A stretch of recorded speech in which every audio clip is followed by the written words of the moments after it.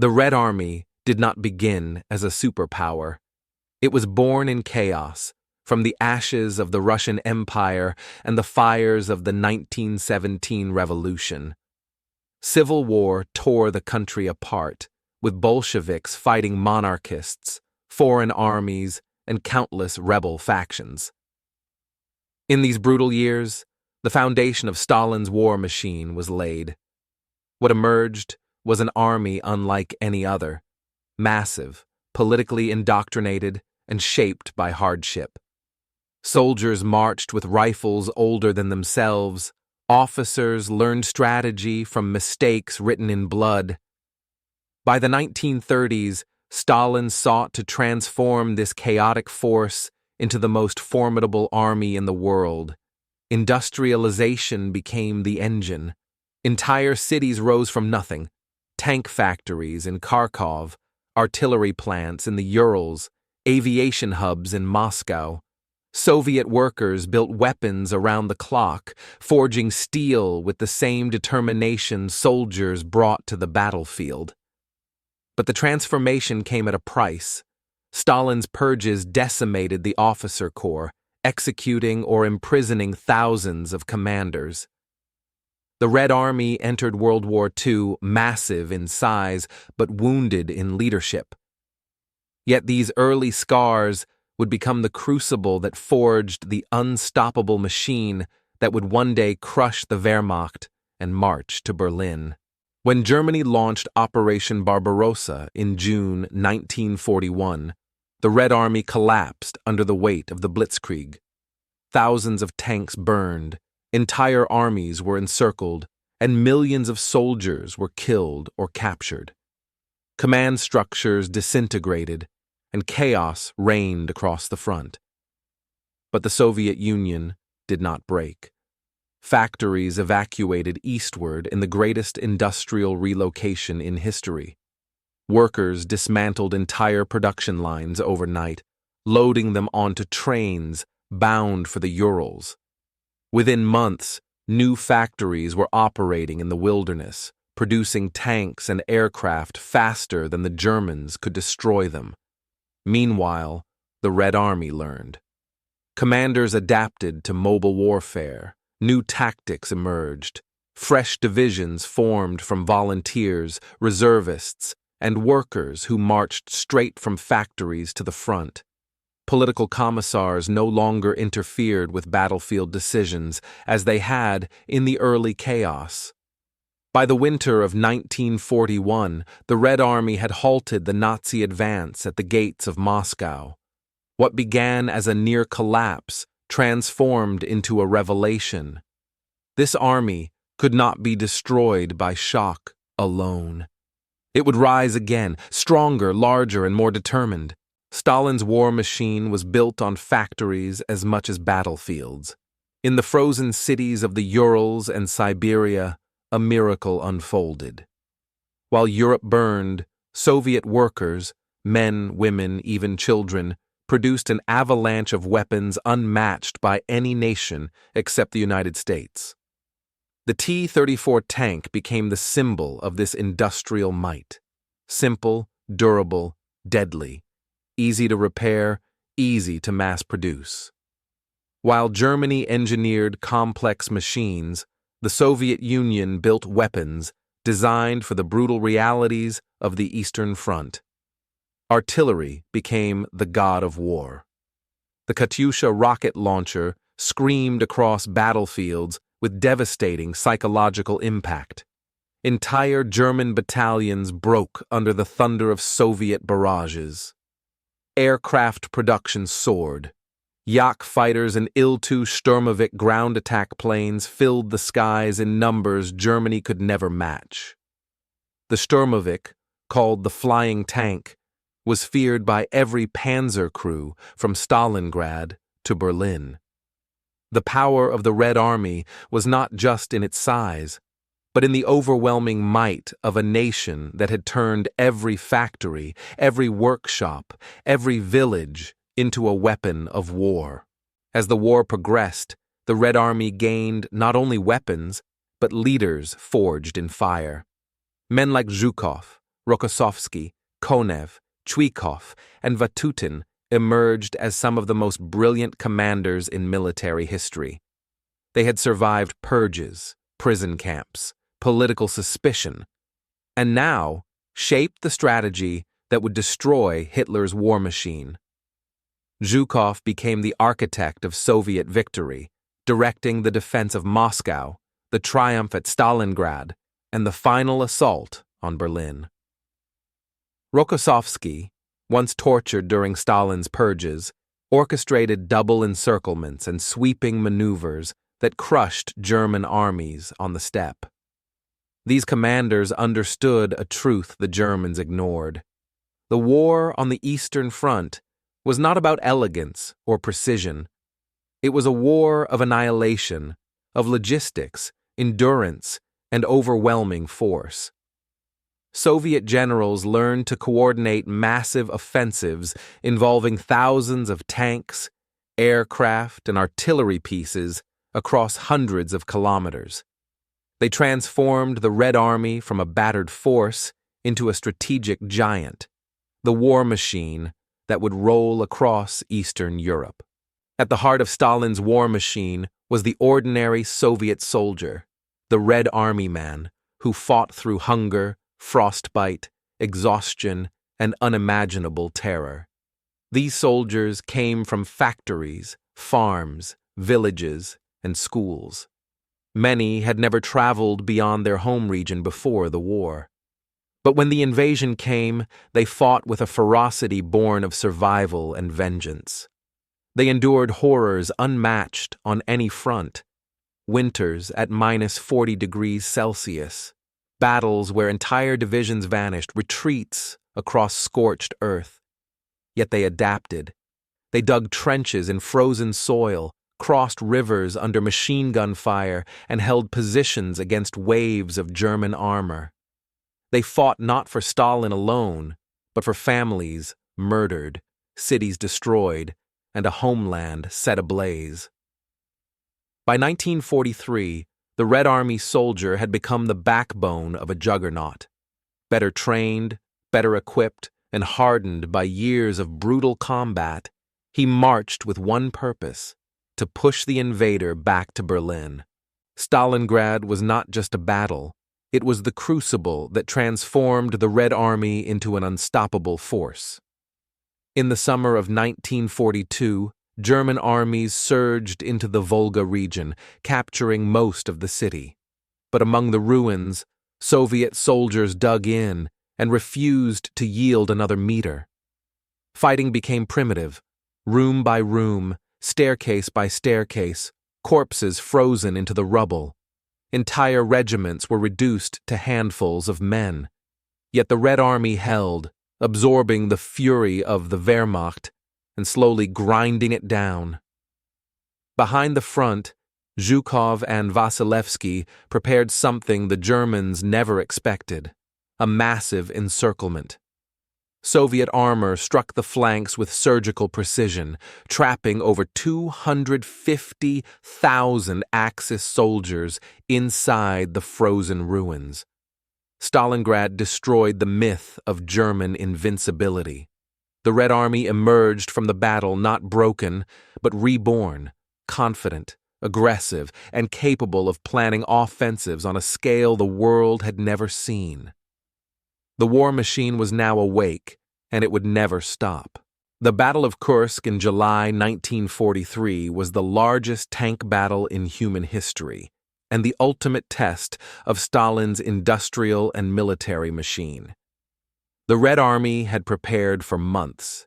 Engineers laid thousands of kilometers of trenches, anti-tank ditches, and minefields deeper than any in history. Entire armies hid in forests and camouflaged bunkers. Soviet intelligence knew every detail of the German plan before the first shot was fired. When the German panzers struck, they smashed into a wall of steel and fire. T-34s engaged Tigers at point-blank range. Artillery leveled entire formations. Il-2 aircraft shredded armored columns from above. At Prokhorovka, over 1,200 tanks clashed in a single day. The steppe shook under the weight of metal and flame. When it ended, the Wehrmacht's elite divisions were shattered. Germany lost the strategic initiative forever. The Red Army, now superior in numbers, production, and operational planning, seized momentum and never gave it back. Kursk was not just a victory. It was the moment Stalin's war machine surpassed Hitler's. After Kursk, the Red Army unleashed a sequence of offensives so vast the Germans called it the Red Flood. These were not simple attacks. They were orchestrated masterpieces involving hundreds of thousands of soldiers, thousands of tanks, and coordinated air, artillery, and infantry strikes across fronts stretching hundreds of kilometers. Operation Bagration in 1944 became the most devastating single blow of the entire war. Army Group Center, the backbone of the German Eastern Front, ceased to exist in less than 6 weeks. The Red Army moved with breathtaking speed. 600 kilometers advanced, 28 German divisions destroyed. Over 500,000 Axis soldiers killed or captured. German generals admitted they had never faced anything like it. The Soviet war machine had mastered the art of deep operations, breaking the front, smashing the rear, and annihilating entire enemy armies before they could retreat. This was industrial warfare at its peak. Every push hammered the Germans closer to collapse. Behind every Soviet offensive stood a logistical miracle. Moving millions of men, thousands of tanks, endless artillery shells, and tons of fuel across a continent was a task almost beyond comprehension. Yet the Soviets managed it with ruthless efficiency. Railways were repaired overnight. Engineers built bridges under fire. Entire armies were supplied across frozen rivers, forests, and deserts. Soviet trucks, horses, and even civilian carts hauled ammunition to the front. Factories worked non-stop. The Ural industrial belt produced 25,000 tanks per year, over 40,000 aircraft, millions of rifles and shells. Women formed the majority of industrial labor.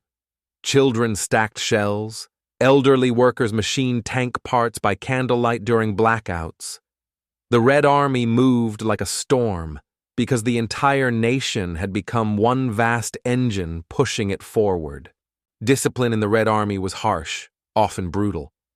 Order 227, not one step back, forbade unauthorized retreat.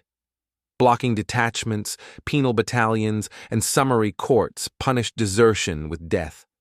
But from this harshness emerged unity, structure, and resolve. The Red Army became one of the most organized forces in the world.